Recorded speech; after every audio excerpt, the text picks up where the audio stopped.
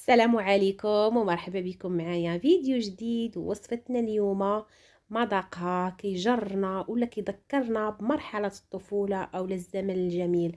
شكون اللي الام ديالها ما كانتش كتحضر مليويات ولا مسمنات ديال الشحمة. سبحان الله، رغم التفنن والابتكار في الطبخ، ولكن كيبقاو حويجات اللي هما بساطين كبرنا بيهم، كيبقاو في القمه ولا يعلى عليهم. اليوم غادي نحضر معكم هاد الملويات ديال الشحمه اللي كيجيو اكثر من رائعين، كيجيو فنين، مذاقهم كياخذنا كيف ما قلت لكم الوقت الطفوله ديالنا. بقاو معايا وتبعوا الفيديو. بالنسبه اللي كيزور القناه ديالي لاول مره، نتمنى يشترك وينضم لعائله لؤلؤات الطبخ والجمال. المشاهدين ديالي، بغيت نشكركم على التعليقات والدعم ديالكم، الله يخطيكم عليا. وندوزو دابا باش نتعرفوا على مقادير والطريقه ديال التحضير ديال هاد الملويات.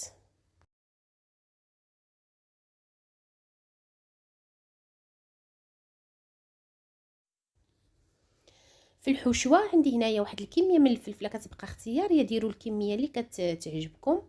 غير هنا كانت عندي انايا فلفله كمشكله درتها، ممكن تكتفيو بلون واحد فقط. جوج بصلات كبارين قطعتهم، حاولوا تقطعوهم رقاقين باش ما كيقطعوش لكم العجينه، نديرهم هكا مربعات اللي هما صغيورين. الشحمه ديال الكلوه اللي حتى هي مقطعه، حتى ولات بحال مطحونه، كنقطعوها في ديك القطعه اللي كنقطعوا فيها القزبر حتى كتولي لينا بحال مطحونه. وكنديروا في التوابل التحميره. بالنسبه للناس اللي يبيعوا المسمن في الزنقه، اللي كيبيعوا يعني المسمن ديال الزنقه، راه كيكتفيو في التوابل غير بالتحميره والكمون. حنا باش كيجيونا ألذ، يعني كيجيونا لذات اكثر، كنديروا شويه ديال الابزار وشويه ديال الخرقوم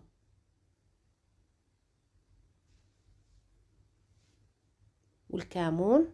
ومن الاحسن الا كان شي كمون مطحون هكا على اليد، كيجيو لذات بزاف. صافي، وغادي ندير الزيت والملحه، وكندير الحشوه ديالي كطيب فوق البوطه. هنا بغيتو تزيدوا شويه ديال القزبر، انا بغيتهم يجيوني بحال الشكل هذوك اللي كيتباعوا ما كيديروش فيهم القزبر، عليها ما درتوش. بغيتو ديروه راه كيبقى لكم الاختيار. كتخليو الحشوه ديالكم حتى كطيب، وكدير واحد الكميه ديال القزبر والملح. كنخلي الحشوه كتشحر. هنايا العجينه راه كنت قبيله تعجنتها وخليتها طرخفات، دابا كنديها ونردها. نتوما كما كتشوفوا العجينه كل ما خليناها طلقات كنزيدو ندلكوها غير شويه، صافي كتعطينا واحد العجينه اللي هي طيعه وزوينه بزاف، كتجينا زوينه في الخدمه وكتعطي حتى النتيجه رائعه. صافي، غادي ندير الزيت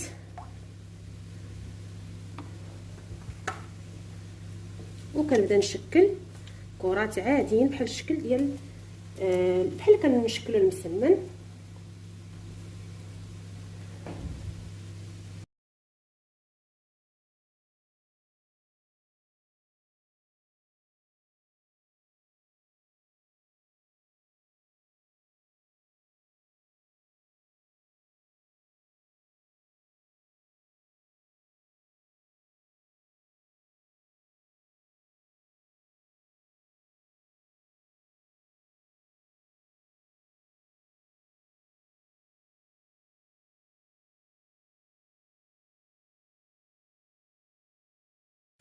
ها هي الحشوه هنايا كطيب.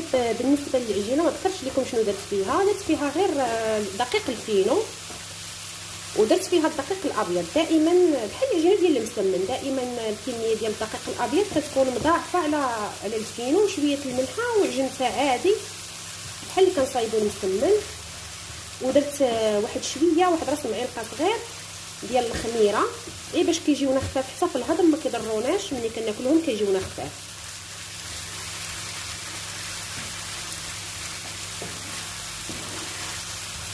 هي بصراحه المسمن ديال الشحمه واخا كنديروا مسمن بالكفته، نديروا مسمن بعده حشوات، ولكن كما تيقول المثل جديد ليه جده والبالي لا تفرط فيه.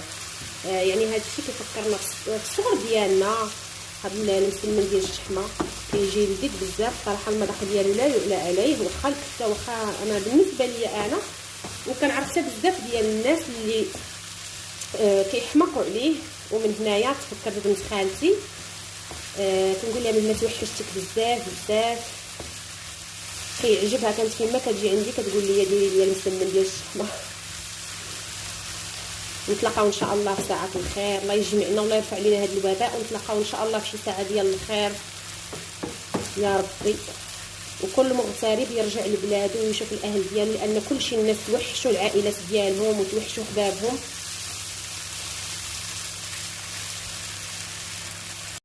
وواحد التقنيه بغيت نوريها لكم دائما تبقاو تعتمدوها، خصوصا في هذه الوقيته هذه العجينه ديال المسمن بحال ما كتبغيش تطلق لينا بسهوله مع هذا البرد. بقاو دائما ديروا بحال هكا، حاولوا ترخفوهم هكا وتحطوهم جانبا، ما كتجيو تكملوا هكايا الكميه اللي نتوما غتصايبوا تلقاو دوك الاولانيين طلقوا معاكم وكيتخدموا بكل سهوله.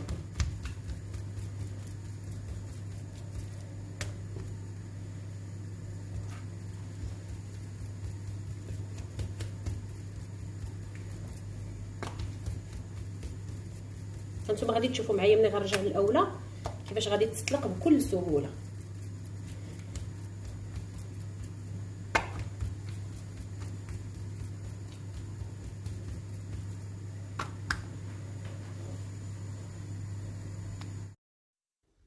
بالنسبه للطريقه باش غادي نعمروهم، العجينه كنورقوها، والزيت اللي كنورقوا به حتى هذا سر من اسرار ديال الناس اللي كيبيعوا المسمن ديال الشحمه على برا، كيديروا التحميره في الزيت اللي كيورقوا به.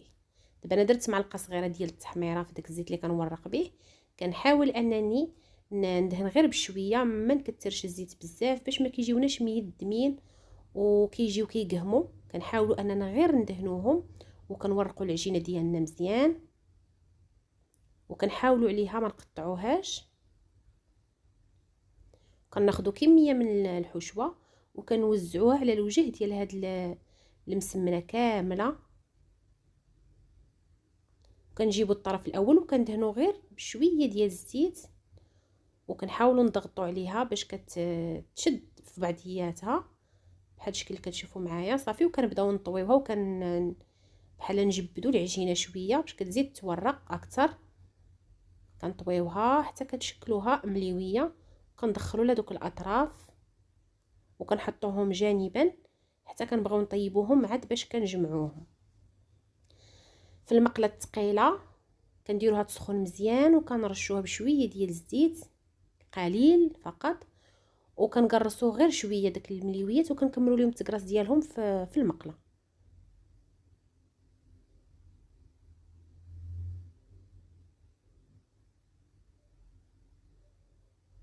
الا قرصتوهم بزاف ملي كتبغيو تهزوهم راه كيطرخاو ليكم ما كيتخسر لهم الشكل ديالهم وكيعذبوكم. من الاحسن تقرصوهم شويه وديروهم في المقله وتكملوا لهم بحال الشكل اللي درت انا، وكندهنوا ليهم وجههم بالقليل من الزيت. كيف ما قلت لكم حاولوا تحكموا يديكم في الزيت باش ما كيجيوكمش كيقهموا.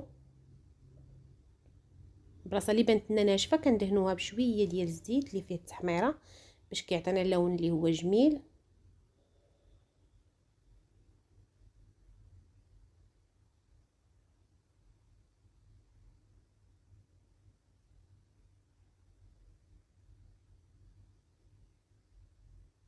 ومني كيطيبوا كيكون هذا هو الشكل ديالهم. كنقدموهم سخونين مع واحد البراد ديال اتاي، خصوصا في هذه الوقيته اتاي بالشيبه كيجيو شي حاجه اللي هي رائعه ومذاق فوق الوصف. كيستحقوا فعلا التجربه ديالكم. نتسنى الراي ديالكم ليا في هذه المليويات، وبصحتكم وراحتكم مسبقا. حتى نتلاقاو ان شاء الله في فيديو اخر. تهلاو ليا فراسكم بزاف وبسلامه عليكم.